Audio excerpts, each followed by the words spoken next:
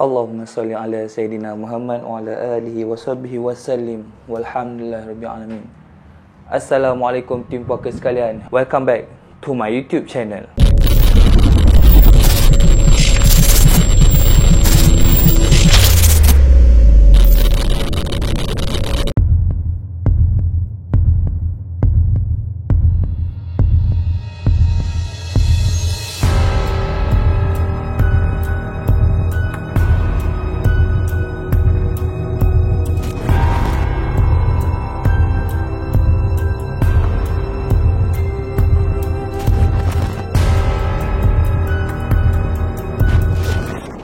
Sebelum tu guys, macam biasa jangan lupa like, jangan lupa subscribe, jangan lupa on notification button.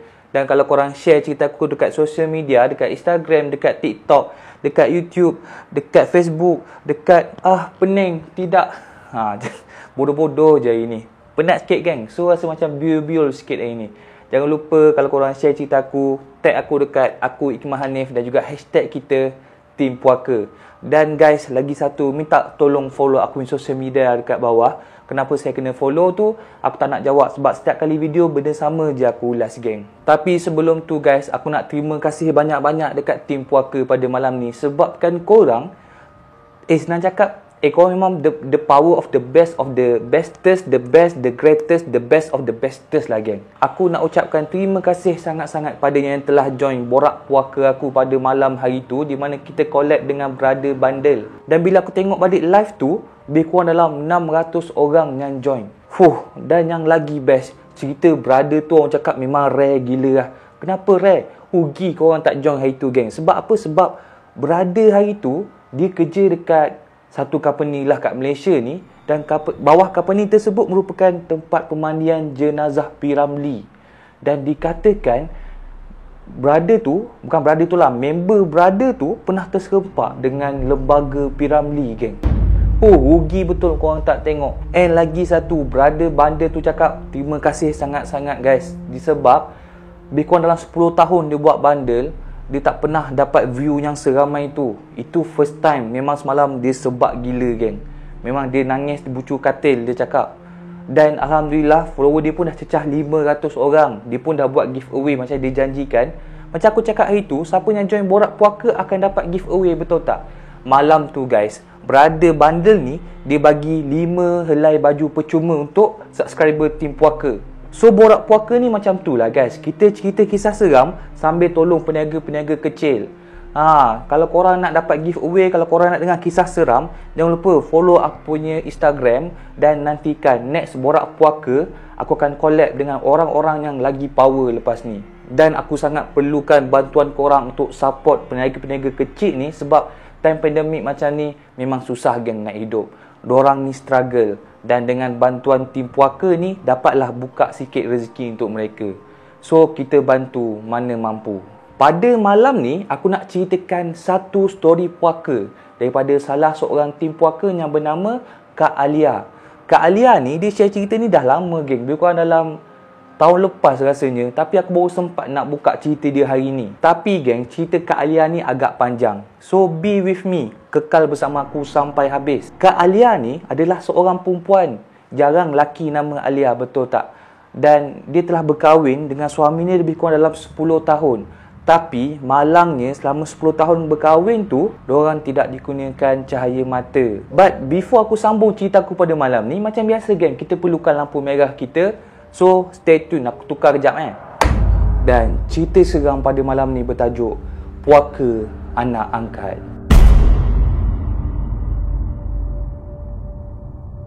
Ada satu hari ni, Kak Alia dengan suami dia pun decide, bang, macam ni lah bang, kita dah 10 tahun kahwin, jadi saya putuskan kita ambil anak angkat lah. Suami dia pun setuju. Betul lah yang dah 10 tahun kahwin, tak ada rezeki, kita ambil anak angkat. Tak apa, saya terima. Kenapa tak ada anak? Adalah sebab-sebab dia yang menyebabkan Kak Alia ni tak boleh mengandung guys. Dan suami dia pun cubalah untuk tenangkan Kak Alia. Tak apa sayang, jangan risau. Nanti kita ada anak angkat, kita jaga macam anak sendiri. Awak susukan dia, jadikan dia sebagai anak susuan. Jangan risau, jangan nangis. Muka tu dah buruk macam plastik sampah dah saya tengok. Part tu aku tambah, kalau betul suami Kak Alia cakap macam tu, tidur luar baik member. So one day diorang pun pergilah ke pejabat JKM, Jabatan Kebajikan Masyarakat, untuk daftar giliran nak ambil anak angkat. Bukannya pergi JKM terus boleh bawa balik anak, geng. Dekat JKM tak ada, dalam satu almari tu, buka almari penuh baby-baby, orang daftar nak anak, nah ambil letak atas kaunter, nah bawa balik puan anak ni. Bukan macam tu, geng. Prosedur dia, kau kena pergi JKM, kena daftar-daftar kriteria yang disediakan. Lepas tu a few months ataupun a week lepas tu barulah JKM akan telefon, kak, anak dah tersedia ni, boleh datang ambil. Orang cakap memang leceh, geng, nak ambil anak angkat, tapi disebabkan tawakal innahu, tak try tak tahu oleh Kak Alia dan juga suami dia ni nak sangat anak angkat, dia buat juga prosedur dan juga paperwork. So lepas seminggu, JKM ni pun call Kak Lia.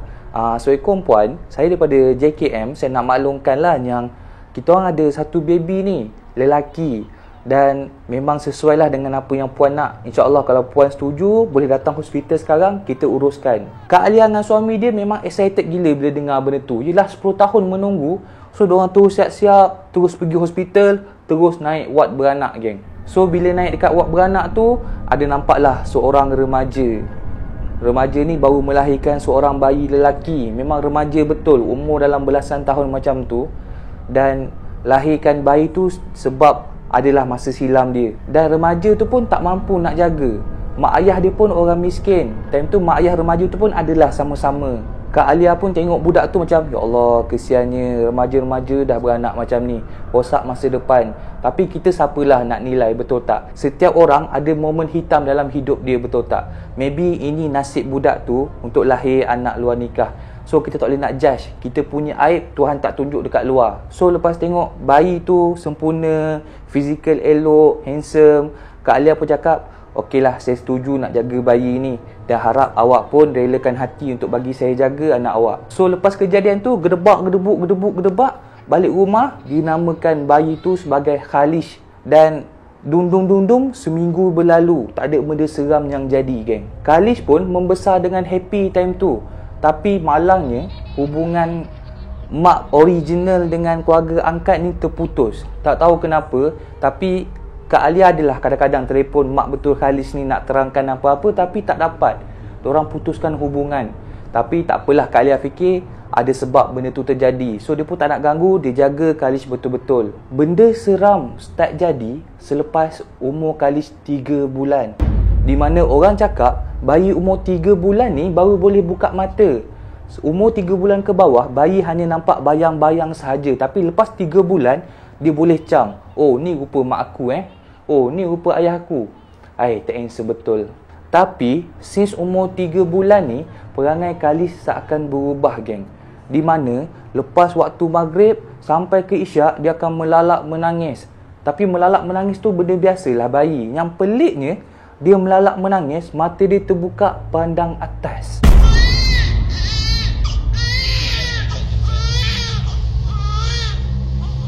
Tapi time tu disebabkan Kak Alia tak ada pengalaman, suami dia pun tak tahu-tahu pasal baby ni, dia fikir, oh maybe bayi macam ni kot, jenis kalau menangis melalak, mata terbuka pandang atas.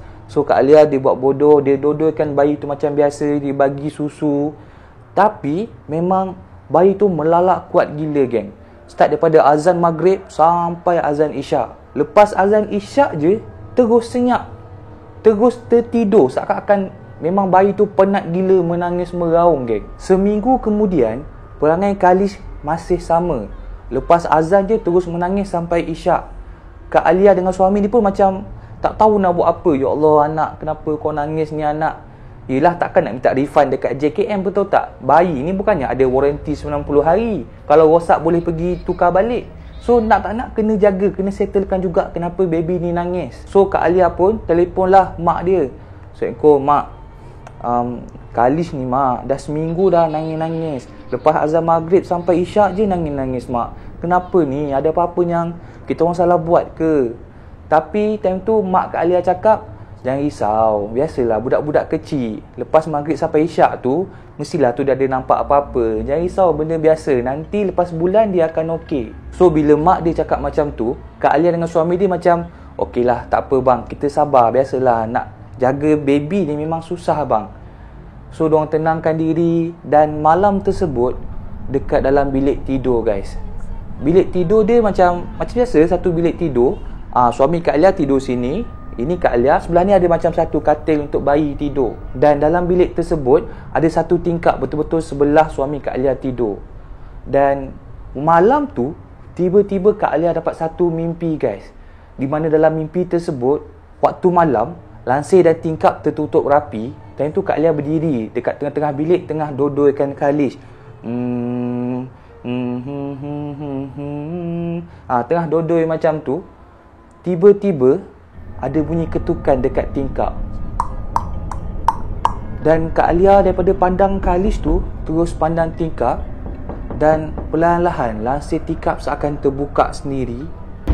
Dan tingkap biliknya pun seakan terbuka. Dan di luar bilik, di balik tingkap tersebut, terpampang wajah seorang lelaki. Memang badan macam manusia, tapi rambut dia kerinting tebal dan mata dia merah menyala. Time tu dia hulurkan tangan dekat tingkap dan cakap, "Aku nak anak aku."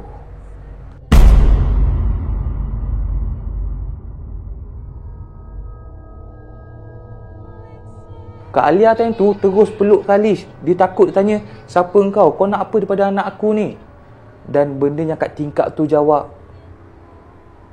"Aku pendamping."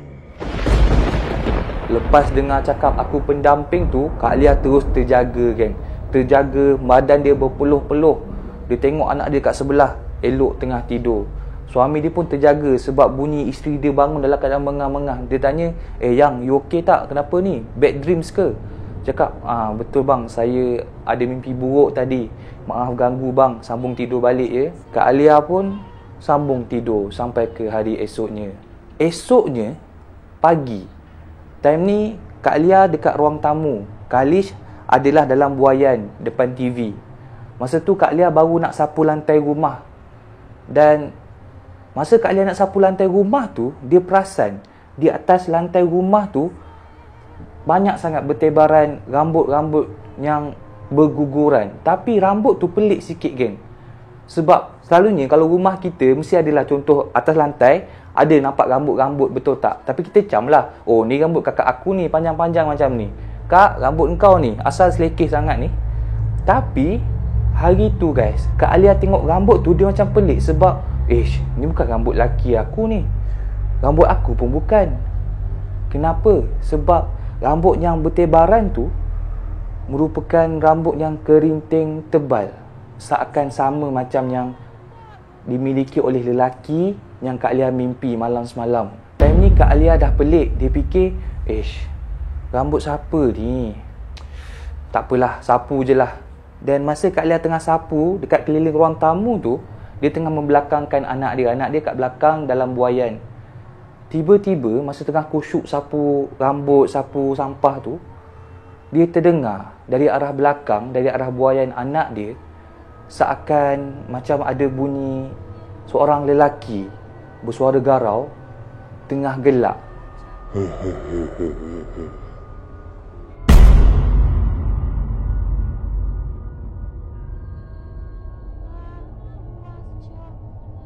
Dan lepas dengar suara lelaki tengah gelak dekat belakang tu, tiba-tiba bunyi suara Kalis pula. Dalam buaian tu seakan tengah berborak macam macam tu lah. Asal aku buat macam bunyi monyet. Bukan macam, tapi kau faham tak? Bayi dalam buaian seakan tengah berborak dengan seseorang. Tapi bila Kak Alia pandang belakang, kosong, tak ada orang. Yang ada hanyalah Kalis dalam buaian tersebut. Dan bila Kak Alia pergi dekat Kalis, nampak yang sebenarnya Kalis sedang tidur. Jadi, datang daripada mana suara budak tu dan juga suara laki gelak tu? Selama seminggu benda ni jadi geng.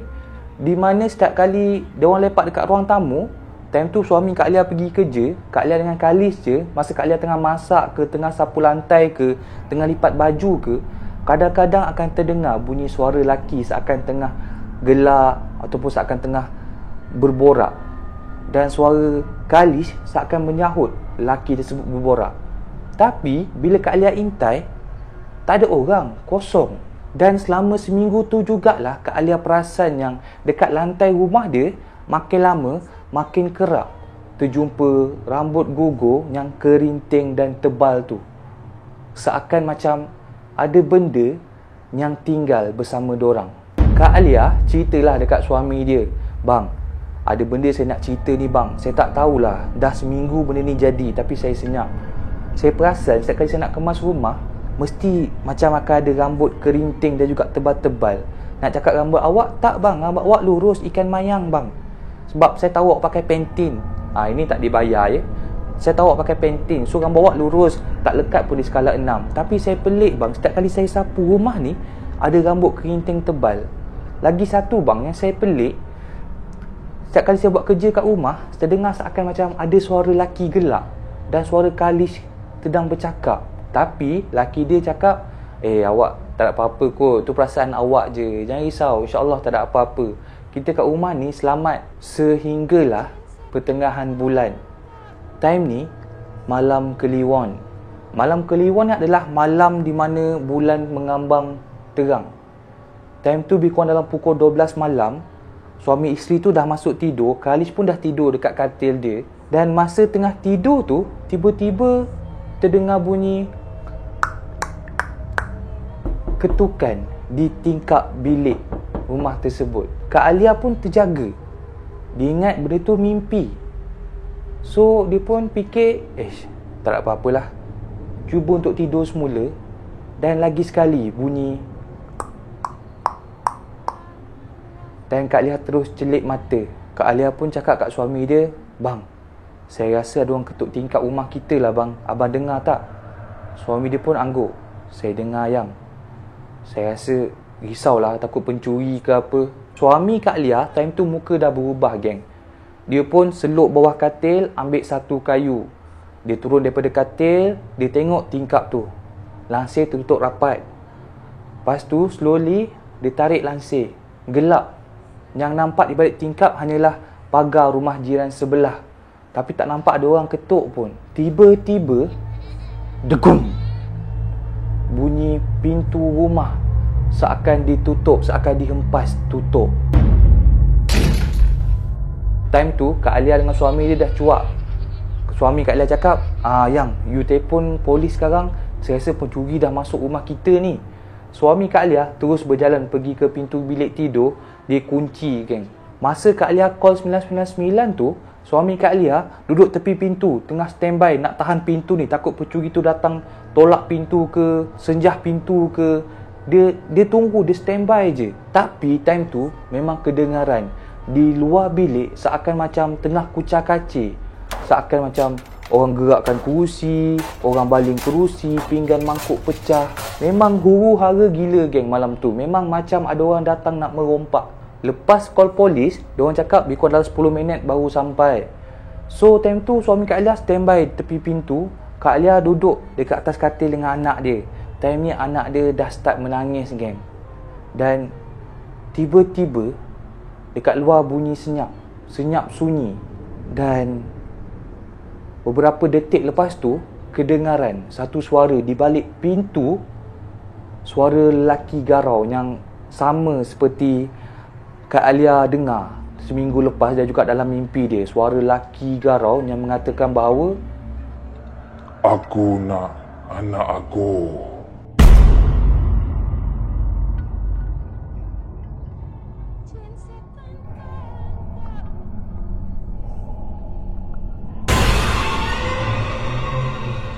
Kak Alia dengar suara tu, terus member cuak geng. Time tu suami Kak Alia tahan pintu takut dipecah. Lepas tu tiba-tiba ada orang call telefon Kak Alia. Kak Alia pun angkat. "Hello puan, saya polis. Boleh ke saya minta izin nak masuk rumah ni?" Kak Alia pun cakap, "Tolonglah dik, masuk cik, tolonglah cik.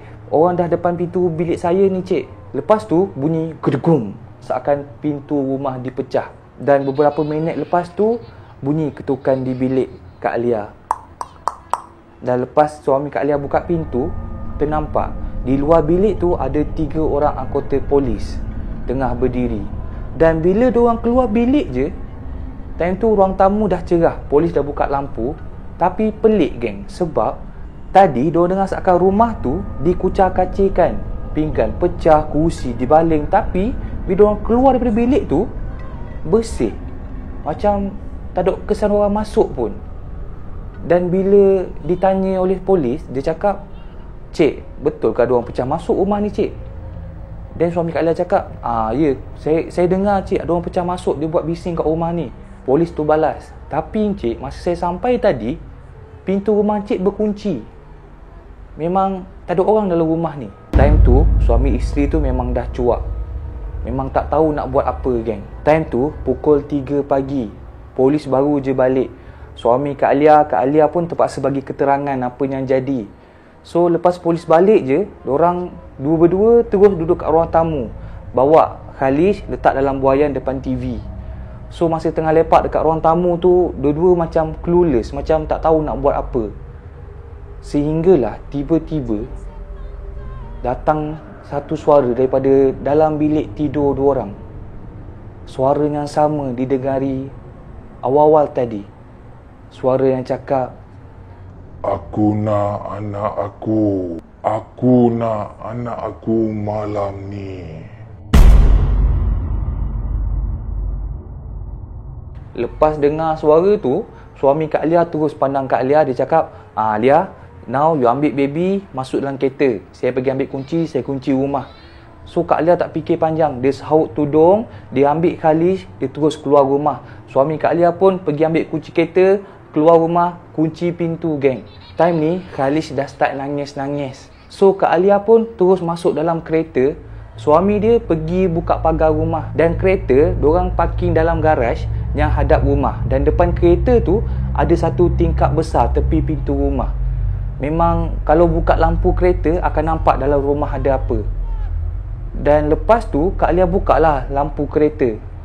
Dan bila buka lampu kereta, time ni suami Kak Lia dekat belakang nak buka pagar rumah. Bila Kak Lia buka lampu kereta, ternampak, geng, dalam rumah tengah berdiri di ruang tamu lelaki yang berambut kerinting, bermata merah, berkuku panjang, seakan melambai.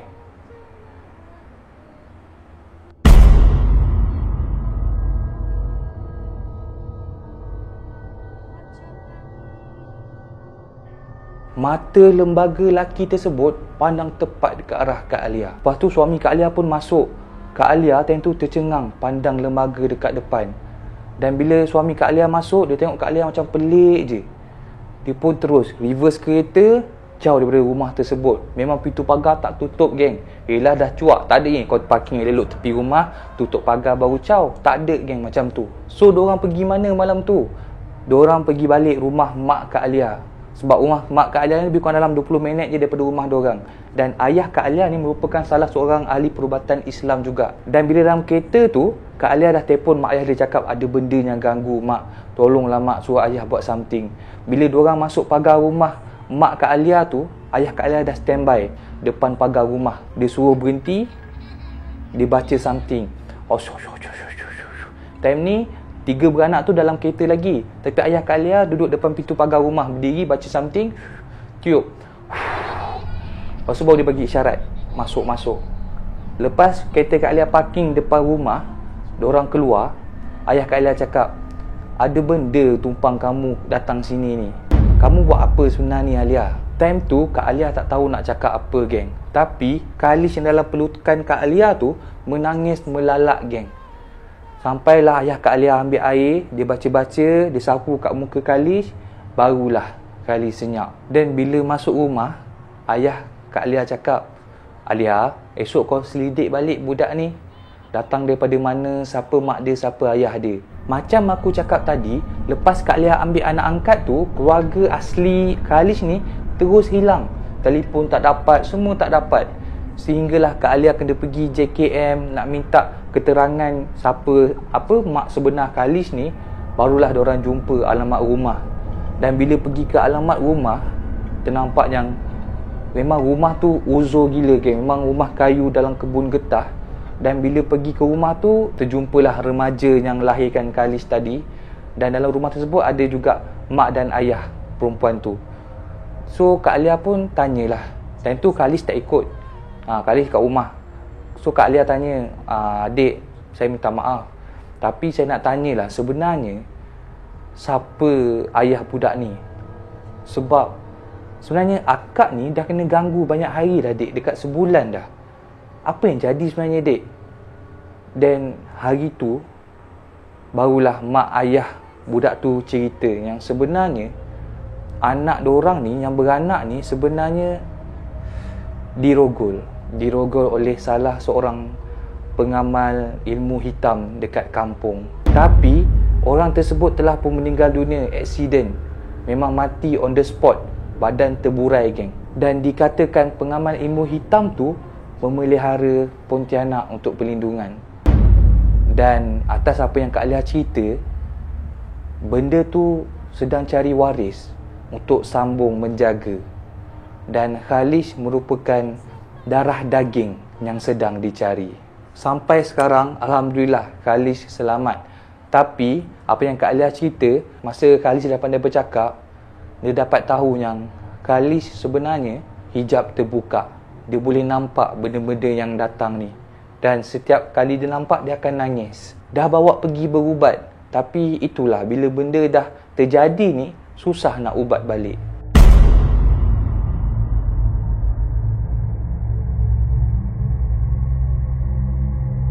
That's all for today, guys. Thank you sebab sudi tengok cerita aku sampai habis. Macam biasa, jangan lupa like, jangan lupa subscribe, jangan lupa on notification button. Jangan lupa follow aku di social media dekat bawah. Dan macam biasa, guys, jangan biarkan hidup anda menjadi story puaka.